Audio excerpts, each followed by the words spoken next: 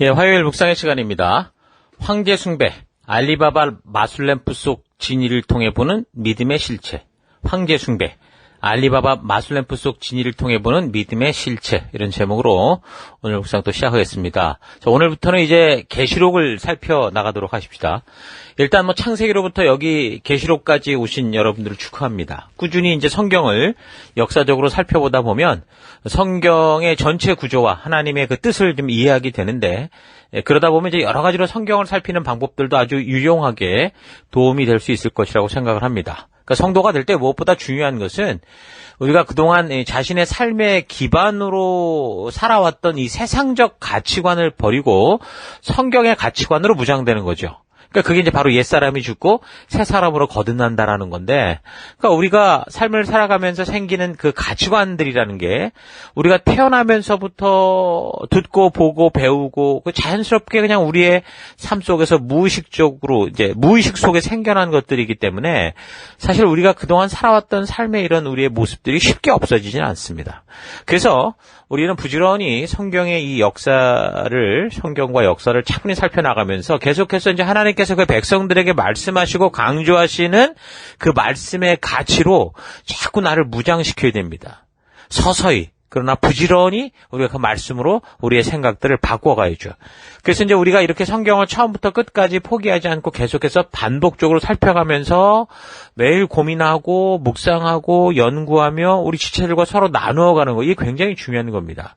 그러니까 서로의 나눔을 통해 또 내가 생각하는 것에 무조건 동의하는 게 아니라 다르게 생각하는 사람들의 이야기를 통해 내가 가지고 있었던 고정관념들이 드러나게 되고, 그걸 들음으로 말미암아 성경의 말씀으로 우리를 재조명하게 되고, 그래서 그렇게 돼서 이제 깨닫게 되는 것들이 다시 우리가 가졌던 가치관들을 이제 점차 수정하는 거죠. 옛사람의 아무렇지도 않게 받아들였던 가치관들을 무너뜨리고 이제 그리스도인으로서 하나님의 자녀로서 가져야 될 하나님의 백성다운 그런 삶의 태도, 삶의 가치를 가지게 된다라는 겁니다.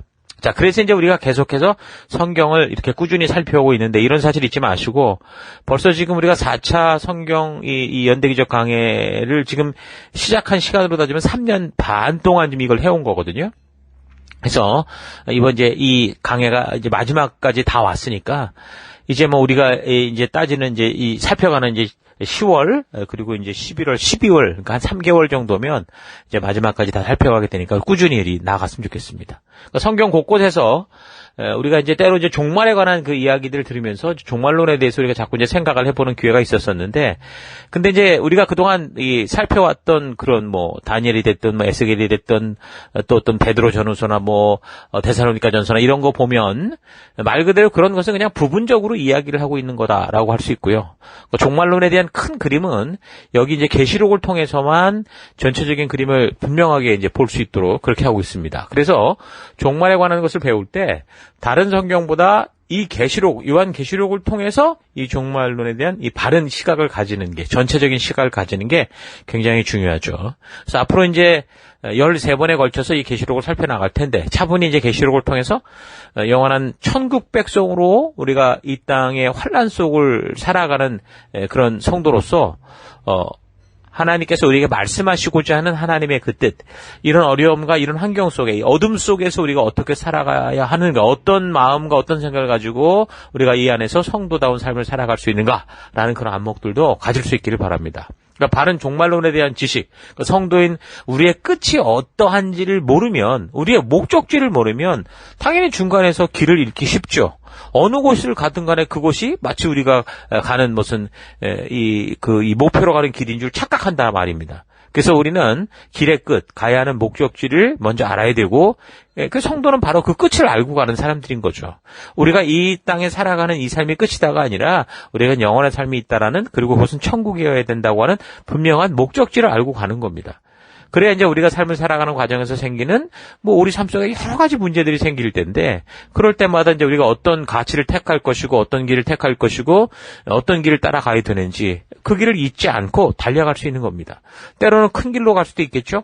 때로는 좁은 길도 갈 수 있을 겁니다. 때로는 막힌 것 같아도 우리는 그것을 뚫고 나갈 수 있는 그런 사람이 될 수 있는 거죠.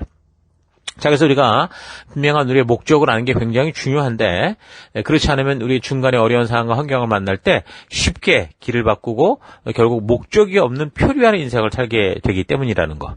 그래서 이제 우리는 우리의 끝을 말해주고 있는 이 종말에 대한 바른 지식을 가져야 됩니다. 그래야 우리가 살아가는 삶의 현실에서 어떤 상황과 환경을 만난다고 하더라도 결국 그 끝, 우리 예수님이 기다리시는 그곳, 우리를 부르신 그곳을 향해 갈 수 있는 그 길을 걸어갈 수 있는 겁니다. 자, 그래서 우리가 계시록을 바르게 알기 위해서 먼저 우리 늘 살폈던 것처럼 이 계시록도 역시 기록된 그 시대의 역사적, 시대적 배경들을 우리가 알아가야 되죠. 자, 그런데 요한서 신서들을 비롯해서 후기 사도 시대의 성경을 우리가 지금 살펴오면서 이미 반복해서 이 역사적 배경들을 살펴왔는데 거의 비슷한 내용이고 같은 내용이긴 하니까 그렇게 특별히 다를 것은 없을 겁니다. 일단 그 시대는 우리가 아는 것처럼 로마가 온 세상을 지배한다고 해도 과언이 아닌 그런 세상이었죠. 물론 그때 동양에는 중국이라든가 인도라는 큰 나라가 있었지만 이 지중해 판도를 놓고 말할 때 지중해 동서남북 모두를 지금 로마가 거의 지배하는 그런 시대였었죠.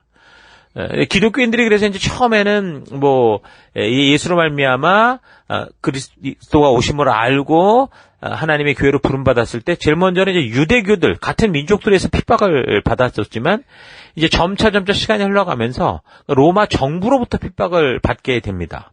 자, 근데 그 이유를 보면 로마 제국이라는 이 세상의 제국이 가지고 있는 세계관, 저들의 문화와 사회를 지배하고 있는 종교관, 이런 것들이 완전히 다르기 때문에 그런 충돌이 날 수밖에 없었죠. 그러니까 로마인들이 기독교를 경멸했던 이유는 기독교에서 무슨 사람을 신이다라고 주장을 해서 그런 건 아니죠. 왜냐하면 자기들도 그 인간, 황제를 신이라고 생각하는 그런 삶을 살아왔었기 때문에 로마인들에게 그런 부분이 큰 문제는 아니었다는 겁니다. 근데 문제는 뭐였냐면 그리스도인이 숭배하는 그 인물이 바로 경멸스러운 범죄자여 십자가에 달려 죽은 어디 갈릴리 촌사람이라는 겁니다. 그러니까 로마는 인간을 신격화하되 황제와 같은 엄청난 업적을 남긴 사람만 신격화를 하는 거죠. 그러니까 로마인의 세계관으로 볼 때 적어도 온 세계를 정복하고 자기들에게 부와 평화를 가져다 줄 수 있는 그런 정도는 돼야 신이다라고 할 수 있었는데 그들이 보는 이 그리스도인들은 로마인들의 시각으로 볼 때 평범하다 못해 시골 촌사람 예수를 평화의 왕이다, 구주다, 하나님의 아들이다 막 이렇게 부르니까 바로 이런 부분이 로마의 종교 문화, 저들의 세계관과 그 사회의 보편적 가치에 정면으로 부딪힐 수밖에 없었다라는 겁니다. 그래서 로마 제국에 대한 충성을 강조하는 이제 이 황제 숭배 같은 게 가장 큰 충돌을 일으켰는데 1세기 후반에 그러니까 우리가 지금 살피고 있는 시기죠. 이런 시기에 이르러선 로마의 국가 종교의 핵심으로 이제 그 황제 숭배가 이제 점점 이렇게 성장해 가는 겁니다. 그러니까 종교와 국가가 분리되기 전이었기 때문에 로마의 신들에 대한 충성 자체가 그냥 로마라는 나라에 대한 충성으로 간주되는 그런 시기였죠. 그래서 황제 숭배는 사실상 로마의 그 초대 황제라고 할 수 있는 아우구스투스 황제 시대 때 부터 이제 어떤 국가의 어떤 종교의 하나처럼 이렇게 드러나기 시작합니다. 그러니까 아우구스투스라는 사람이 누구냐면 성경에는 아구스도라고 적혀 있는 그 사람이죠. 본명이 가이우스 율리우스 카이사르 옥타비아누스였는데 이 사람이 그때 그 라이벌이었던 안토니우스와 이 로마 통치권으로 인해서 내전을 결국은 이제 승리로 마무리 짓고 난 다음에 이 사람이 이제 옥타비아누스 이 사람이 이제 이 로마의 질서가 회복됐다라고 하면서 그러니까 이 로마가 비상시가 되면 그 한 사람에게 모든 그 이 힘을 실어주게 되는데 그러니까 비상시에 이 옥타비아누스에게 집중되어서 왔던 군사적 힘, 정치 결정권 이런 것들을 그가 그냥 혼자서 계속 유지한 게 아니라 원로원과 시민에게 이제 되돌리게 되는 거죠. 그러니까 그 위기와 어려움들이 끝났으니까. 그래서 바로 이런 것 때문에 황제의 이런 행동 때문에 원로원 같은 이 존재들은 사실 존중받는 느낌이 있잖아요. 그러니까 감사의 의미로 이 옥타비아누스에게 그런 존엄자라는 그런 의미의 별칭을 주는 게 그게 바로 아우구스투스라는 그 칭호인 겁니다. 그래서 황제 숭배는 원래 로마의 그 힐압 사상은 아니었죠. 동방의 헬라 왕국의 그 알렉산더 후계자들이 세웠던 그 제국들에서 보면 대대로 행해진 그 황제 숭배 제도가 있었는데 거기서부터 이제 발달된 것으로 봅니다. 그러니까 로마가 헬라 지역을 정복해 들어갈 때 그리스 지역을 정복한 이 로마 장군들이 저들이 점령한 그 헬라 지역 현지인들로부터 그런 전통에 따라 동일하게 신처럼 숭상을 받았던 겁니다. 그래서 그러니까 헬라의 관습으로는 왕이 마치 축복을 나눠주는 어떤 힘을 가진 신처럼 생각하는 그런 사고들이 있었거든요. 근데 히랍이라고 하는 이 로마인들은 전통적으로 인간을 숭배하는 것을 거부했었는데 이 헬라 정복을 통해서 이런 문화를 받아들이면서 이제 아우구스투스 황제 시대에 처음 이제 황제 숭배 제도들이 고개를 들게 됩니다. 그래서 로마의 원로원이 안토니우스와의 전쟁으로 헬라 제국의 마지막 왕국이라고 할 수 있는 이집트를 이제 정복하고, 그 다음에 군사, 정치 결정권을 원로원과 시민들에게 돌려주겠다고 한 그 옥타비아누스에게 바로 exalted, 그러니까 숭고하다, 경외할 만한 존엄자다, 뭐 이런 뜻의 아우구스투스라는 이름을 붙여주면서 거기서부터 어떻게 보면 숭배의 시작이 됐다라고 볼 수 있습니다. 인간이 존엄자다, 그러니까 아우구스투스다라는 의미는 일반적인 인간들과는 분명히 다른 차원의 존재다. 그러니까 어떤 신의 경지에 있다라는 걸 암시하는 거죠. 그래서 이제 이 옥타비아누스가 결국 40여 년 동안 이제 황제의 자리를 꿰차게 되는데, 그렇게 있으면서 사실은 독재적인 권력을 다 가지고 있었지만 사람들이 그것을 전혀 인식하지 못할 정도로 자기의 권세를 드러내지 않고 나라를 위해 애를 쓰고 굉장히 수고하는 그런 정책을 폈죠. 그래서 이제 그가 죽게 되는 AD 14년이 됐을 때 원로원들은 이제 그렇게 죽은 이 황제, 이 아우구스투스를 신의 지위로 부여를 하게 되는 겁니다. 소아시아에 자리한 프리에네라는 에서 발견된 그 연감 비문, 프리에네의 연감 비문을 보면 주로 황제의 인물과 관련된 그 아우구스투스 시대의 번영을 어떻게 적고 있냐면, 그가 나타남으로 선조들의 희망이 이루어졌다. 그는 인간이 창조된 이후에 모든 선행자를 능가하였다. 뿐만 아니라 그보다 더 위대한 인물이 나올 수도 없다. 황제의 생일은 세상을 위한 기쁜 소식의 시작이었다. 이 기쁜 소식은 황제 때문에 생겼다라고 적고 있습니다. 여기서 기쁜 소식이란 낱말은 황제를 공경하는 어떤 본문으로서 이렇게 이제 나오게 되는 거죠. 그러니까 황제의 탄생은 모든 사람을 위한 구원의 소식이고, 이 탄생으로 세상이 새로워지고 새로운 시대가 시작된다라는 것을 말했다라는 겁니다. 그러니까 아우구스투스는 이러한 종교적 분위기를 긍정적으로 평가를 했는데, 로마에서는 소극적인 뭐 그런 태도를 취했을지 몰라도 이 헬라 지역 동방에서는 이런 이 분위기를 띄울 것을 아주 강력히 요청하는, 그러니까 이 일반적인 그들의 그 이 사고 자체가 히랍은 뭐 그렇게 얘기한다고 해도 좀 전통적이지 않으니까 좀 강하게 요구하지 않고 헬라 중심의 그런 문화 속에서 아주 강력하게 그런 것들을 또 요구하고 이렇게 축혀 올리는 그런 식으로 이 아우구스투스가 그런 정책을 폈다는 겁니다. 그래서 제국의 수많은 민족을 하나로 일치시킬 수 있는 방법으로 모든 사람이 이제 열망하고 또 환호하는 이 황제를 구세주로 만들어내는 그런 이념보다, 그보다 더 좋은 방법이 어디 있겠습니까? 그러나 이제 아우구스투스 시대의 이 고조된 분위기는 사실 그렇게 오래 지속되지는 못했고요.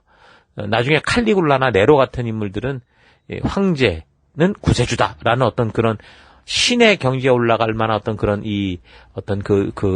뭐라 그럴까요? 그런 위치를 아주 그냥 흔들리게 하는 그런 일도 하죠. 그럼에도 불구하고 이제 황제 숭배는 중지되지 않았습니다.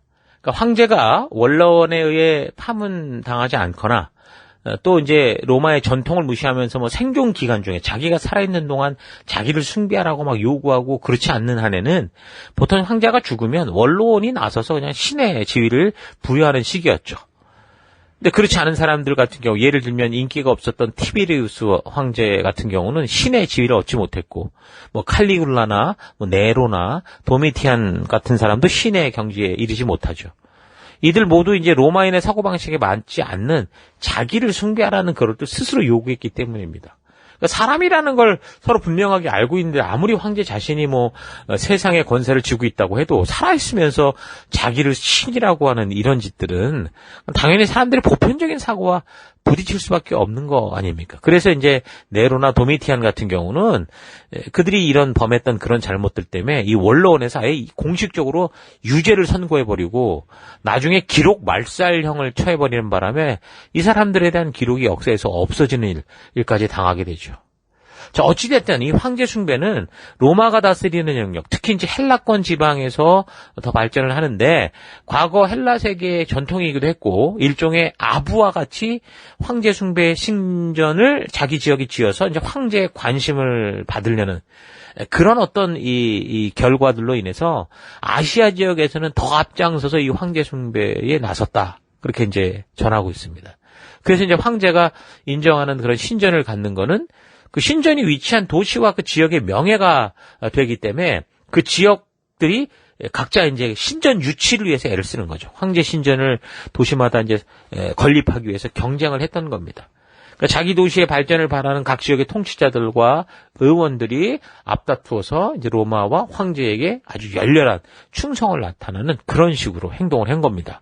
그러니까 로마의 통치 지역 곳곳에 통치자와 관리들의 관심은 자신들의 권세를 지키고 유지할 수 있는 이 황제 숭배 정책에 집중될 수밖에 없었는데, 그러니까 이런 정책에 반대하고 이런 정책에 협조하지 않는, 그러니까 황제 숭배를 하지 않으려고 하는 어떤 존재든 간에 그들의 적이 되고 아주 심각한 반역자가 되는 그런 상황이 된 겁니다.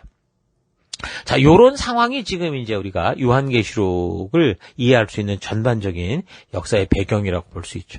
그러니까 계시록에 언급된 그 7 교회들이 있는 그 소아시아 지역에 보면 버가모, 에베소, 서머나 같은 데 보면 거기가 이제 황제 숭배를 위한 신전들이 있었거든요. 그러니까 다른 지역도 마찬가지였겠지만 소아시아 지역의 그리스도인들은 그래서 참 심각한 핍박과 박해의 중심에 서게 될 수밖에 없습니다. 그러니까 우리가 예수를 믿으면 세상으로부터 세상의 가치와 부딪히는 것으로부터 우리는 핍박받고 박해받을 수 없는 그런 상황이라는 거죠. 그러니까 그런 위급하고 이미 박해가 있고 기본적으로 사회 속에서 그리스도인이라는 신분을 가지고 살아가기 어려운 상황, 그런 시기에 요한 사도가 이제 1세기의 소아시아 지역에 있는 그런 교회들을 대상으로, 성도들을 대상으로 계시록을 기록하게 되는 겁니다. 그러니까 황제 숭배는 말씀의 기준으로 볼 때 말이 안 되죠. 절대로 사람인 황제에게 경배를 드릴 수 없잖아요, 기독교인들은. 그러니까 필연적으로 그 황제 숭배를 조장하는 그런 지역의 통치자나 로마의 정부와 충돌이 있을 수밖에 없고, 그러다 보니까 로마 권세의 최고층과 충돌하고 최고층을 높이자고 그러는데 그걸 싫어하는 그런 반대하는 세력을 보이게 되는 거죠.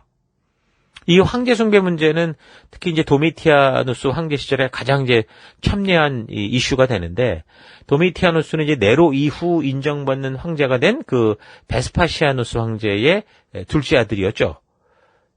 AD 69년에 이 플라비안 왕조가 베스파시아누스에 의해서 시작이 되는데, 이 베스파시아누스 황제는 자기 왕조를 좀 견고하게 세우려고 각 지역의 충성의 어떤 그런 어떤 힘을 모으려고 황제 숭배를 은근히 장려했다고 합니다.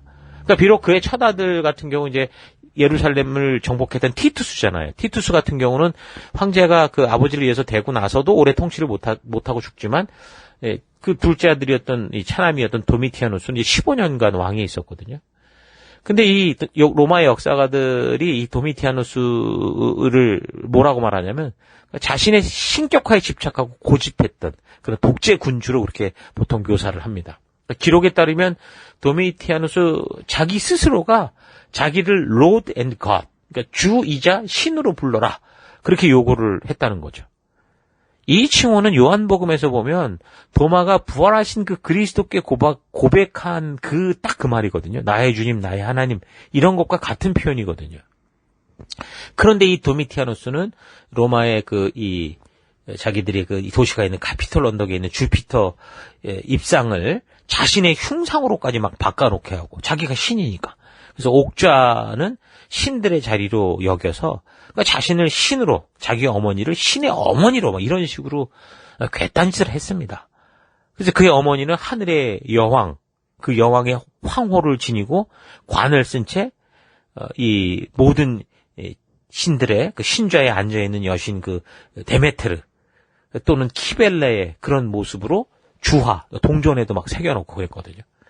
근데 그런 그가 통치하는 시기는 결국 어떻게 됩니까? 기독교인들에게는 결국 최악의 시기였다라고 볼 수 있죠. 특히 이제 그의 마지막 통치 기간, 그러니까 AD 93년에서 그가 죽는 96년까지 거의 4년간은 거의 극단으로 막 이 기독교 신자들에 대한 극심한 핍박이 가해지는 그런 시기였습니다. 그래서 황제 숭배에 대한 이 배경들을 우리가 볼 때 결국 자기에게 이 좋은 것을 베푸는 존재에 대한 그 아부와 칭찬의 뿌리를 둔 거다. 그러니까 사람들이 만들어낸 일종의 뭐 서로 권력을 유지하고 갖고자 하는 인간끼리의 그런 어떤 자기들끼리 속고 속이는 그런 일이었다라고 볼 수 있습니다. 그러니까 뭔가 힘이 있고 능력 있는 사람이 만들어내는 그런 걸 통해서 그러니까 황제 같은 이런 권세자들을 통해서 자기 또한 생존하고 평안을 얻기 위해 그 사람을 아주 최고의 자리에 올려놓고 아주 과한 칭송을 하는 거죠.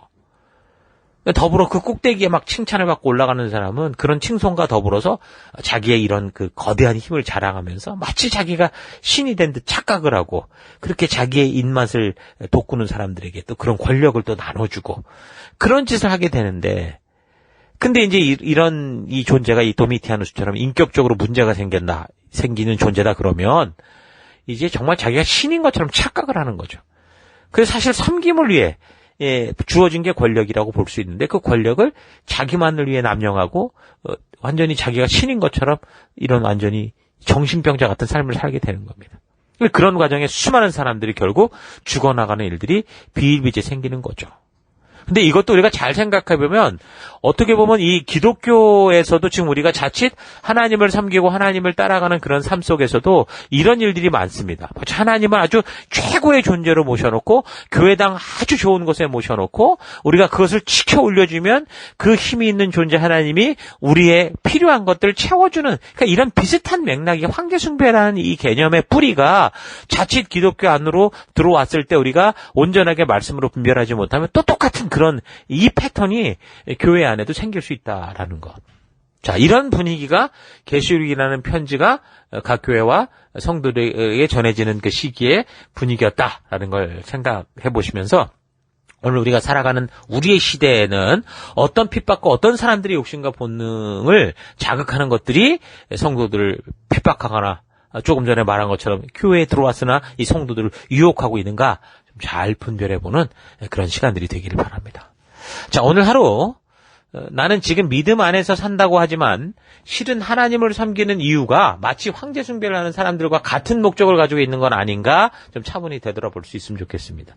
내가 원하고 바라는 것을 받기 위해서 황제라는 인간을 극진히 칭송하고 높여서 결국 내가 원하는 것을 채워주는 그런 존재로 이용하고 그렇게 만들기 위해서 심지어 자기 목숨까지도 좌지우지할 수 있는 그런 무한 권력을 그 황제 같은 그 권세자들에게 주는 도박을 하잖아요. 그런 것처럼 그런 목적으로 하나님을 우리가 믿고자 하는 건 아닌지.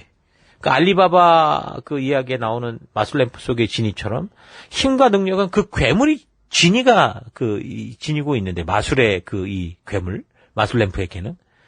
근데 그는 이제 내가 원하는 대로 그 주인이 원하는 대로 움직이게 되는 그런 식으로 우리가 하나님을 그렇게 생각하고 있지는 않은가 좀 깊이 생각해 볼 필요가 있습니다. 오늘날도 모든 사회의 구조가 같은 원리에 따라 움직이는 것을 볼 수 있죠. 권력과 돈이 결탁해서 자신에게 이익을 남기기 위한 그런 머리 싸움들.